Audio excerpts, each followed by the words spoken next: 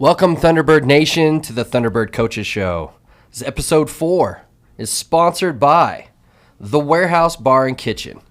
You can find The Warehouse at 432 North, 100 West. The Warehouse is a great little spot. It is committed to serving up joy through local food and entertainment. They provide a safe and friendly environment for your special events. They create lasting memories here in Cedar City. And if you're here, your family. That's The Warehouse Bar and Kitchen. Appreciate them for sponsoring the show today. I'd like to welcome Coach Delane Fitzgerald. He's brought a special guest, defensive end Zac Strand. Excited to meet and get to know you, my man. And we got some things to unpack. Let's go ahead and just jump right into it. First, this is the first weekend in the NFL, Thunderbird Nation, and that really had to not have a whole lot to do with us. However, there are a few alum that we'd like to highlight really quick. We just wanted to give a shout out to our Thunderbird family in the NFL, Miles Killebrew. Miles was named special teams captain for Mike Tomlin's Pittsburgh Steelers. Miles is in his 7th year in the NFL, and he contributed in his special teams role in their Steelers' thrilling victory against the Cincinnati Bengals. And we also have the Chicago Bears' 5th-round draft pick, Braxton Jones. He got thrown right into the deep end. He's starting his first NFL game at left tackle, one of the hardest positions in NFL. And he had to take on the Pro Bowl edge rusher Nick Bosa, and he did pretty great job. Honestly, he gave up a sack in the first half, had a few adjustments, and then he settled right in. He held his own and was key to help leading the Bears into their opening day upset victory of the San Francisco 49ers. That was pretty cool. I don't know if you guys watched the game, but it was a downpour. After the game, they all, like, the whole O-line and the quarterback, they slid into the end zone. It's pretty cool moment for those guys. Anyway, Southern Utah University, we had the Utah Utes this last weekend up in Rice-Eccles Stadium. I guess that's probably an exciting but nerve-wracking experience for the guys. Tell us a little bit about the preparation for that going into Rice-Eccles, and then give us a little overview of what you saw in the game, Coach. Yeah, we kept it business as usual last week and tried to stay with our normal processes during the week and did everything exactly the same as we would have done it if we were playing anybody else. Now you look at the end result and look at the score, and you wish you were able to go back and do a couple of things different, because we would have done it if we were able to. I didn't seem out of place. I didn't feel out of place in the stadium. I didn't think that it was the crowd noise and stuff was overbearing. A great stadium, great fans, and you're playing a great football program. Fun atmosphere. I mean, I use this a little too much, but there was some electricity in the air. It was their first. There was their home opener, right? So the fans were out, students were out, had some cool pregame action. The band was going hard. It was pretty fun. I'm glad you had a good time. I said the pregame. And then in the first quarter, honestly, the first 15 minutes was about as fun as I've ever had at a football game. I was going back and forth with some of their fans. That didn't last long, but we'll get into that here in a second. I just need a deep breath. So what were some observations that you had about the mental challenges? I mean, you mentioned really quickly that there were a couple things that you might have prepared for a little different. Is that something you can talk about here on the show and give us a little idea of the preparation that you might have changed? Yeah, sure. For the young men that are from Utah, that's a big deal. It's a big deal to go there and play them. Big deal to play in that stadium. For those of us that are not from here, it's not. It's not, and there's no difference. Hey, Utah, Vanderbilt, Wake Forest, Northwestern, whoever, they're all the same to me. But for the young men, we had some young men on the football team Saturday that were starstruck, a little too starstruck. Performance anxiety hurt us a little bit, John. But the rallying cry yesterday to our players and trying to get them to look forward and not look back is this: in life, in your adult life, and in college athletics. When you face somebody that's the exact same caliber as you, when you step onto the field, into a competitive endeavor with somebody that's as good as you, well, fundamentals and technique and character and all those things that we call little things, when there really isn't anything that's little. Not in college athletics. There are no little things. But when you do that, you're using correct fundamentals and having correct technique and having character and having integrity and stuff, all that stuff matters. And we didn't have enough of it on Saturday. Yeah. You mentioned that it was a really big deal for some of the kids that grew up around here. They probably had Ute posters on their walls. They maybe even went to Rice Eccles and watched the games and it's it's like you said, it's a big deal. However, I don't know. My guess is our guest Zac Strand did not have a Utah Utes poster on his wall. That we've got guys like you said that maybe made a little a bigger deal of it than some of the other guys that maybe from the East Coast or didn't grow up in Utah. But for those guys that were at Utah, did you see anybody that stood out, Coach, that played, with that effort that you're looking for? Who stood out on film to you that maybe the moment wasn't too big, but they relied on those fundamentals and that effort? Give us an idea of who you liked and who played well. We didn't have anybody that played well. We didn't have anybody that played great. There are flashes where Peyton Payne, a sophomore, that came with us from Frostburg. There are flashes where he played really, really well on Saturday. He's got to be more consistent, and he's got to play hard when he's tired. And then Josh Dunn at the linebacker position, he flashed from time to time. Aubrey Nelms flashed from time to time. Connor Cullimore at the Mike linebacker flash from time to time. Now, those three guys have to get a lot more consistent, John, but I'll tell you, we're better at linebacker than I thought we were going to be coming into the season, moving Josh from safety to Sam Backer, which Sam Backer in college football now is the same thing as a strong safety, but making that move was a good move for him, good move in our football program. Roderick Ward runs around, makes too many mental mistakes, and he's got to fix those. He's got to improve his technique, but he ran around, did some things that were decent. We had some guys playing hard, John, but not enough for me to sit here and talk about and name. Yeah, fair. We have things to fix at every single position group. Sure. Well, you said after last game there was 150 things. Did that go to 300 things after this game? We fixed half of the mistakes from the first game, and then we found another 75 mistakes to make that we had made before. Sure. We did some things on Saturday we haven't done all the way through camp and hadn't done in the first game. Yeah.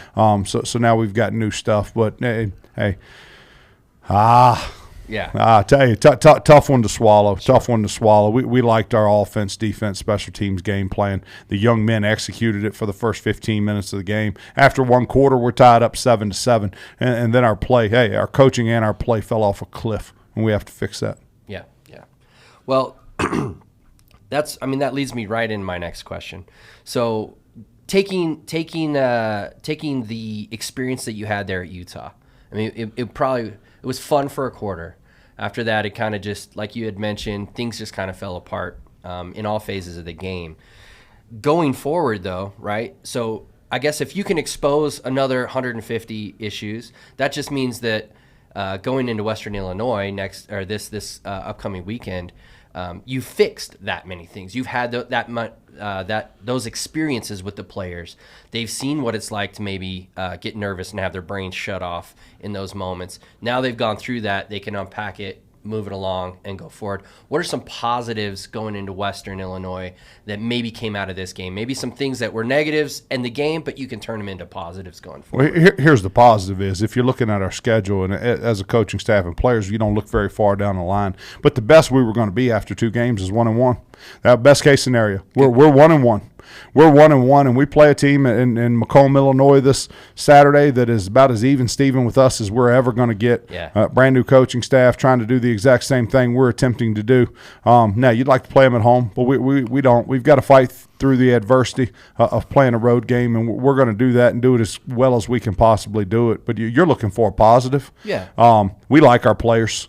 We like our players, and we like the mindset and the work ethic and stuff of our players. And then we have have as good a record as we were going to have after 2 games. We went and played our guarantee game and collected our check, and we're happy as heck about that because now we can pay the water bill and the light bill for the next 365 days. But we went and took one for the team, and we're 1-1, and now we have we go 9 straight. We go 9 straight FCS opponents, and then we end with Sam Houston, who's FBS. Right, that's right. And I just, looking back, I'm thinking we have the same record as Utah right now. So I mean, there's if you want to go there, we're both 1-1. So I couldn't believe people were picking us to lose on Saturday. We were undefeated, and they hadn't won a game. Oh, Coach. Well, I think we can put that to bed, put that behind us. The Utah experience was an experience that we learned some things we'll go forward with. Didn't look like there was too much on the injury front. Guys played hard, but they played safe. And for the most part, I think we got out of there just exactly like you described last week. Healthy with a check and maybe some lessons that we can learn going forward. So thanks for reviewing that. John, the only thing that matters Saturday is that you had a good time, and you've already told us it was great. I did have I always have a good time. There you Coach. go. I am a walking good time.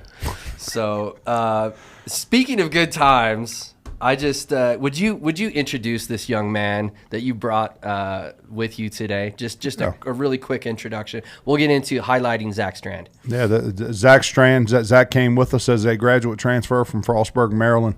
Been playing for our coaching staff since the fall of 2017. We got Zac in a package deal out of Eastern Maryland with a Mr. Andrew Griffith, who was a 4-year starter for us back east. Great young man, great right guard. Miss him a whole bunch. Miss him and his family. But Zac's been playing for us since 2017 with a redshirt year and a COVID year. He graduated from Frostburg and still had a year to play. We were fortunate in getting him here to play for us, and he's our starting defensive end and going to do a great job for us this fall. Also going to get a degree while he's here. Awesome. Zac, welcome to the Coaches Show. Thank you. My guy. So I don't know if those of you who haven't met Zac, you gotta have the opportunity to come say hi. Bright smile, happy guy. If I had to describe my observation of Zac, I don't know the young man quite yet. We're gonna get to know him here on the show, but energy. Man, you bring it in the weight room. You bring the energy on the field. I mean, I would imagine on the ping pong table, you're fierce. Like no matter what, there's energy going on around Zac Strand. So, Zac, guide us through like the journey of how you got to Cedar City. Give us a little background about yourself, high school. Your recruiting in Frostburg, and then coming over here to Cedar City. Yeah, like Coach Fitz said, I graduated from Easton High School back in Maryland on the Eastern Shore. Graduated with my longtime roommate, Andrew Griffith, who, like Coach Fitz said, played right guard.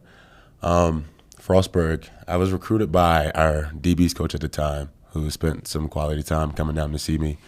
3.5 hours away from Frostburg. Oh, so they wanted you. Yeah, seemed like it. It's pretty good. So yeah, got up to visit Frostburg in the spring of 2017, and I had a good time. Met the coaching staff from Coach Fitz all the way down, seeing what they were trying to do there, and immediately wanted to buy in and be a part of something great. And yes, that's what I got the opportunity to be a part of was something great. So that made my decision a lot easier to go to Frostburg. Coming out here to Cedar City, I had a redshirt year left because I had a small injury that wasn't so small last fall. So Coach Fitz gave me the opportunity to come out here with him, and I gladly took it. One of the main things that went into my decision was I did not want to play for anybody else but Coach Fitz as a head coach. I've had a lot of different position coaches here and there. I had a couple of defensive coordinators here and there. So Coach Fitz and the coaching staff that is currently here with him didn't want to play for anybody else. Yeah. The culture that he brings, the winning mentality that he brings was absolutely phenomenal and has been a spark in my life. So didn't want to play for anybody else. Zac, that makes me happy So it brought a little spark into your life. Yes, like sir. so I met a bunch of people up there in Salt Lake City. Had the opportunity to meet some folks from Sacramento, from Virginia, from Colorado that have kids that are here playing for the T-Birds across the country, East Coast, West Coast. Yep.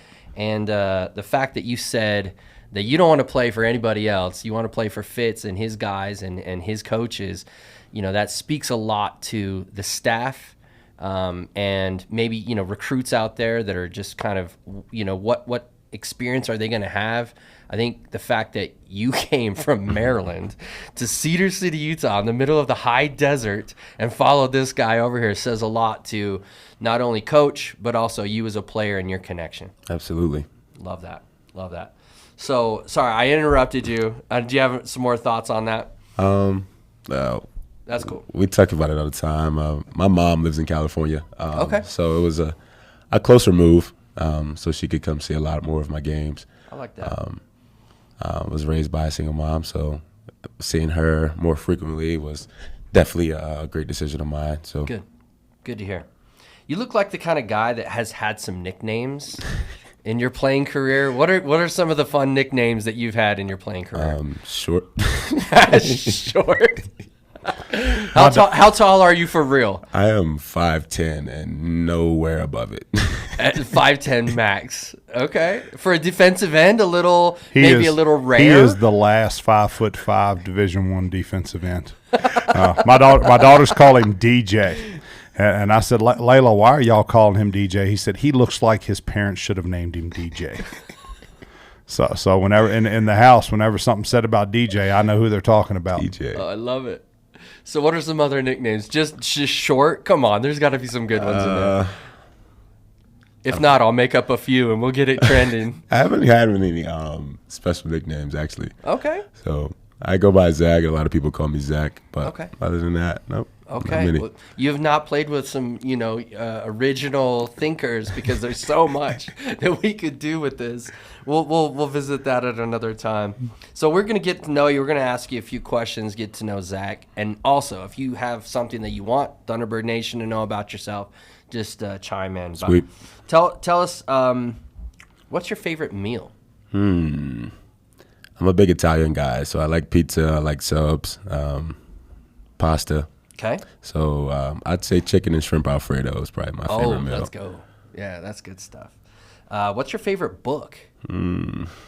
Something that's inspired you or something that has been able to take your mind off, like fiction, nonfiction, motivation? What's your favorite book? I would say back in high school, I read the book Fences. Okay. It was a pretty good book, and I also watched the movie. Denzel Washington was the actor in the movie. That was a pretty good book to read, and then following up, the movie was pretty good as well. I always like to see the movie first, then read the book, because everyone says that the movie's worse than the book. So I'm like, let's watch the movie first. We're going to enjoy that. And if the book's even better, then it's like twice. You're never disappointed. Anyway, that's just my personal preference. What's the thing you like best about your new home here in Cedar City? Now, don't take too long. People are going to get offended. I'm absolutely. Without telling them who they are, you could just tell how great my roommates are. Greatest roommates of all time. The best roommates. Even though it's a lie, you can say it on the air. Yeah, I have the best roommates. I'd say my house is pretty fun. Okay. Pretty electrifying in there. Cedar City, the mountains, Yeah. the scenery change. Although we have come from mountains in Frostburg, the mountains out here are a lot bigger. They're a lot more beautiful. The Red Rock Mountains are. So the scenery change is absolutely amazing. The ability to meet new people was another reason why I came out here as well.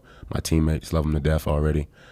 Being out here for as little as less than 6 months now, love them to death. So scenery, teammates is the biggie right now. Like it. What's the thing you miss most from back in Maryland? Seafood. Yeah. I grew up on the West Coast, the best coast. Yeah. And Says who?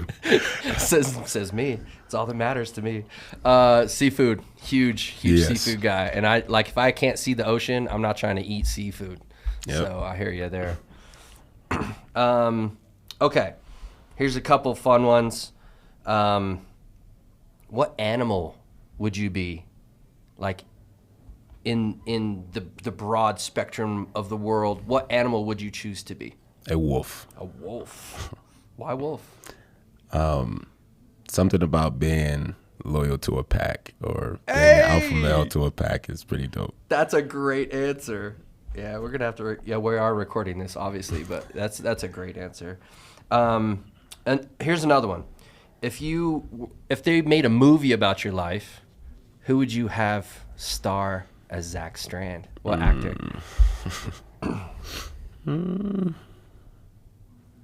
There's a actor, John Boyega. Oh, yeah. He's very familiar looking to me. And he played in the Star Wars movie. Finn. Yes. That's right. So yeah, I think he'd be a good actor to play me as well. That's a great answer. And then, in one word, and you could use 2 or 3. What one or 2 or 3 words would you use to describe this man sitting next to you, Coach Fitz?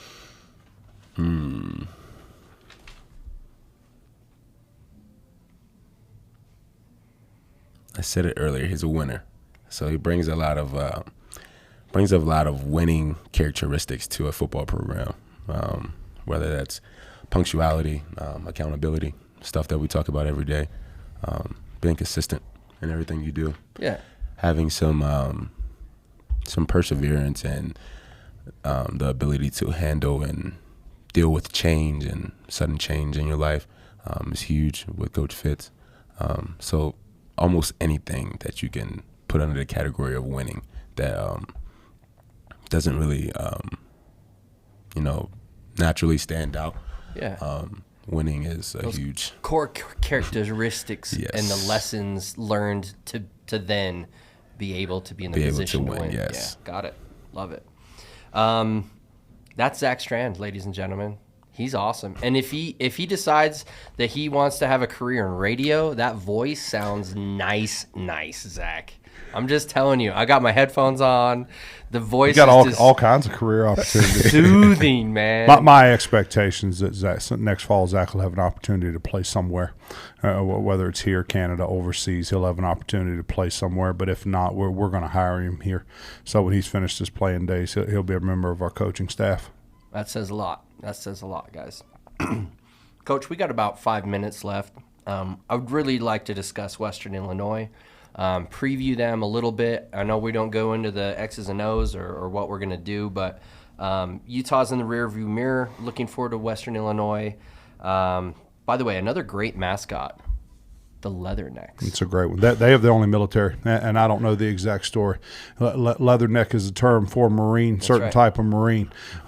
They got special permission from the U.S. government, and I'm being facetious, 200 years ago, to use that as their mascot and the U.S. government because of something that had happened on campus and some people that had left there and became great Marines. Yeah. That they gave them the opportunity. So they're the only ones in the country allowed to use that name. Yeah, I mean that's awesome. Yeah. And it probably speaks to John, how they play football. anytime you get a chance to use a bulldog as your mascot, JMU, go Dukes. Didn't they win their first game? Won their first 2, right? Come on. Yeah. And won their first 2, and as a, how do you say it? As a thank you for winning your first 2, I think they have Appalachian State, Georgia Southern, and Marshall, like 3 in a row coming up.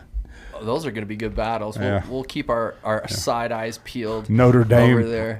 Dame, Nebraska, and Texas A&M didn't fare so well against those 3. Number 8, number 6 in the country. Anyway, Yeah. hey, Wow. let's talk about the Leathernecks. What's your question? Just give us a preview of who they are, what kind of football team we're going to be running up against this weekend. Yeah, have some tradition.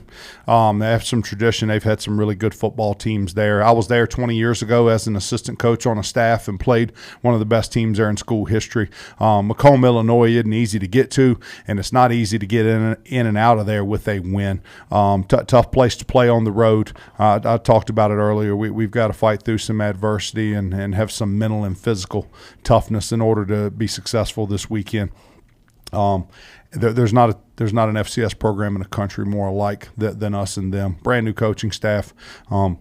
the university didn't like where they were going last year and made a change at the head coaching position, brand new staff in there. They have 80 players that were not on the roster last year. I think we're sitting at about 65 or 70, so we've almost flipped our roster completely. They have flipped their roster completely, but I watch them on film, John, and they're as close to us as anything in the country. They're an odd front, so they're an Okie front, and they like to bring 4- and 5-man pressure a lot. So we'll be prepared for that. On offense, they platoon 2 different quarterbacks. I really like the junior college quarterback that they're bringing in there, and that the young man is capable of avoiding a rush. And then they've got 2 wide receivers, number 9, a transfer from Notre Dame, and then number 18, who's a transfer from Sacred Heart, and number 9 and number 18 are really good players and a focal point, as they should, a focal point of their offense. They would be a focal point of our offense if they were here. Number 11 and number 19 run around, do a nice job for them on defense, make plays for them on defense, and I really like those. Number 5 is a good defensive back for them. What other questions you got?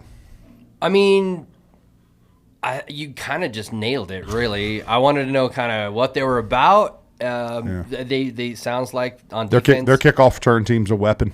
Okay. So anytime kickoff return and punt return in football is your first offensive play. It's your first chance to gain positive yardage and in the hopes of scoring at the end of the drive. Their number 9 is their kickoff returner, and number 18 is their punt returner, and those are both really, really good weapons for them. Their coaching staff's doing a nice job there. And hey, whether it's this Saturday or a year down the road or 3 years down the road, they're going to be successful. Yeah.